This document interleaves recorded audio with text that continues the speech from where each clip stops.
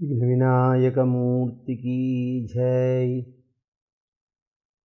सद्गुरुनाथ महाराज की जय। नमः पार्वती पतये। हर हर महादेव। जानकी कांत स्मरणं जय जय राम राम। गोपिका जीवन स्मरणं गोविंद गोविंद। आंजनेय मूर्ति की जय।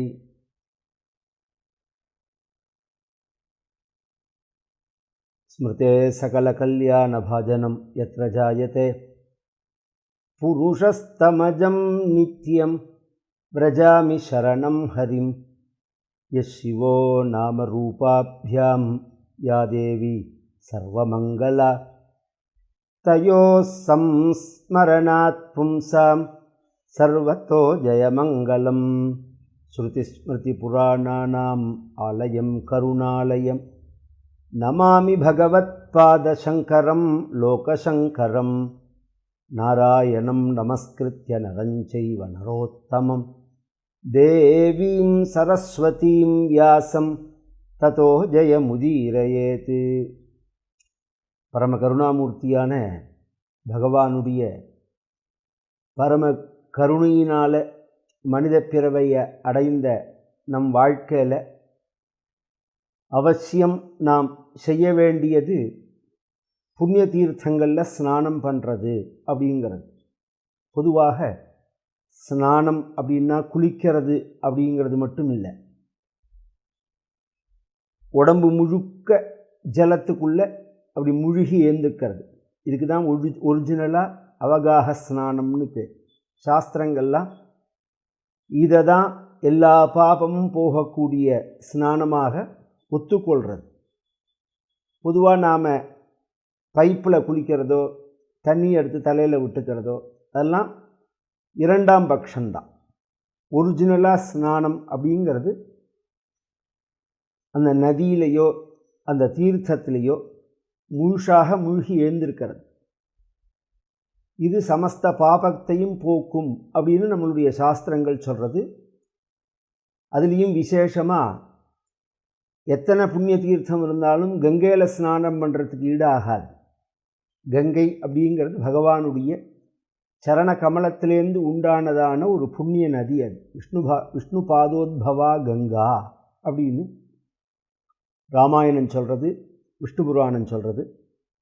கங்கா கங்கேதி யோப்ரூயாத் யோஜனானாம் சதைரபி முச்சியதே சர்வபாபேபியோ விஷ்ணுலோகம் சகச்சதி.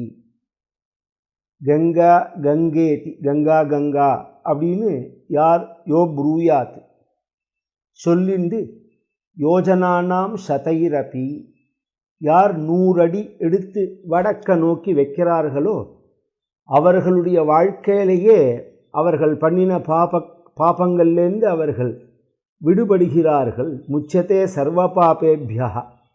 அது மட்டுமில்லை, விஷ்ணுலோகம் சகச்சதி, பகவத் சரணத்தையும் அவர்கள் அடையிறார்கள் அப்படின்னு விஷ்ணு புராணம் சொல்கிறது. அதனுடைய தமிழாக்கமாக வாழ்வார்கள் கங்கை கங்கை என்ற வாசகத்தால். கங்கா கங்கான்னு சொன்னாலே போதும். பொதுவாக நம்மளுடைய சம்பிரதாயத்தில் என்ன பழக்கம் அப்படின்னா, குளிக்கும்போது கங்கை கங்கை கங்கைன்னு சொல்லுவார்கள்.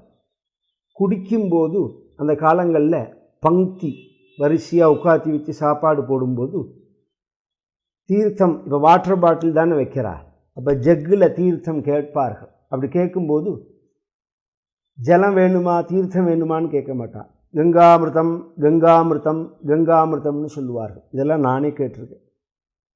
ஏன்னா அந்த வார்த்தையில் கூட அப்படி ஒரு புண்ணியத்தை தேடிக்கிறதான பவித்திரமான தேசம் இது. அதில் நாம் போய் ஸ்நானம் பண்ணினா, ராமாயணம் சொல்லும்போது கங்கையோட மகாத்மியத்தை சொல்லும்போது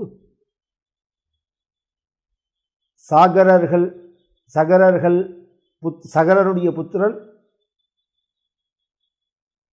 சாகரர்கள்னு 60,000 பேர். அந்த 60,000 பேரும் கபில மகரிஷியால் எரிக்கப்பட்டு, சாபத்தினால் எரிக்கப்பட்டு சாம்பலா போக அவர்களை கரையேற்றுவதற்காக பகீரதன் கடுந்தவம் பண்ணி இந்த கங்கையை கொண்டு வந்தான் அப்படின்னு சரித்திரம் சொல்லும்போது அந்த கங்காஜலம் சாம்பலா உள்ள சகரர்கள் மேலே பட்ட உடனே அவர்கள் அத்தனை பேரும் சாப விமோச்சனம் மட்டுமல்ல ஜனன விமோச்சனத்தையும் அடைஞ்சு அவர்கள் மோட்சத்தை அடைஞ்சார்கள் அப்படின்னு ராமாயணம் சொல்கிறது. அத்தனை பெருமை. ஒரு சாம்பலா எலும்பா, இன்றைக்கி எலும்பை கொண்டு போடுறோம், சாம்பலை கொண்டு போடுறோம் கங்கையில்.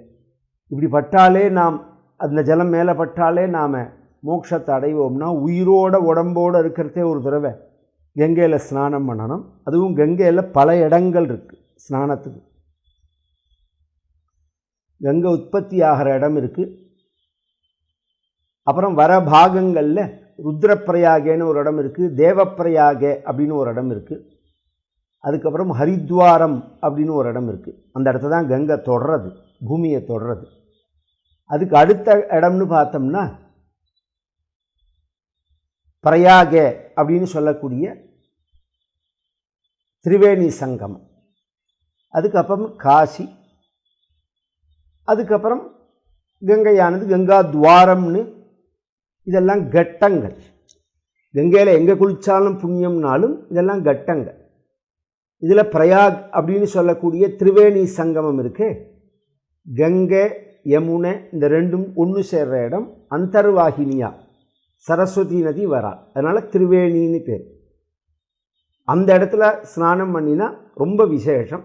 அந்த இடத்துல ஸ்நானம் பண்ணும்போது அங்கேருந்து தான் ஜலம் எடுத்து நாம் வீட்டுக்கு கொண்டு வரணும். வீட்டுக்கு கொண்டு வரதோ அல்லது ராமேஸ்வரத்தில் அபிஷேகம் பண்ணுறதோ அங்கேருந்து தான் பண்ணணும். தெரியாதவர்கள் காசியில் எடுப்பார்கள். காசியில் தொடவே கூடாது ஜலத்தை.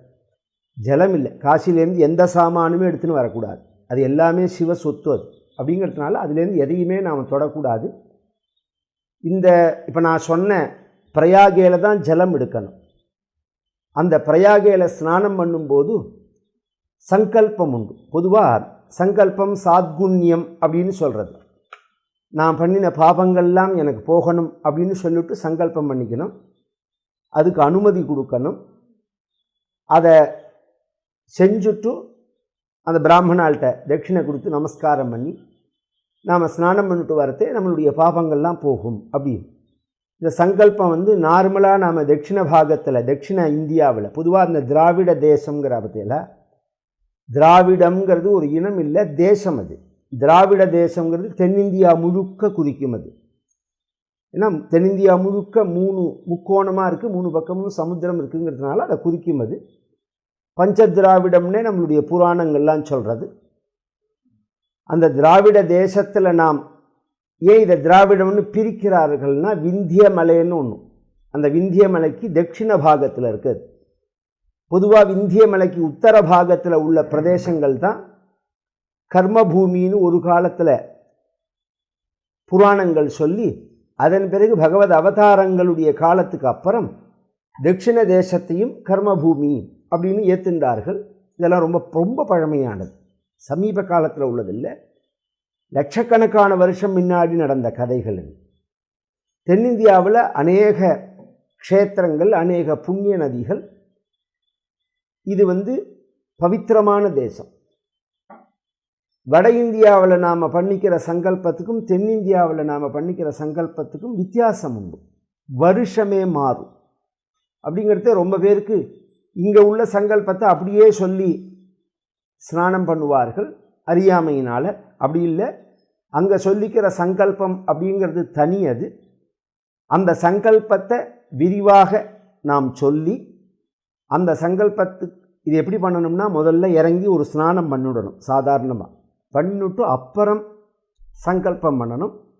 சங்கல்பம் பண்ணி முடித்ததுக்கு அப்புறம் 3 தடவை ஸ்நானம் பண்ணணும்.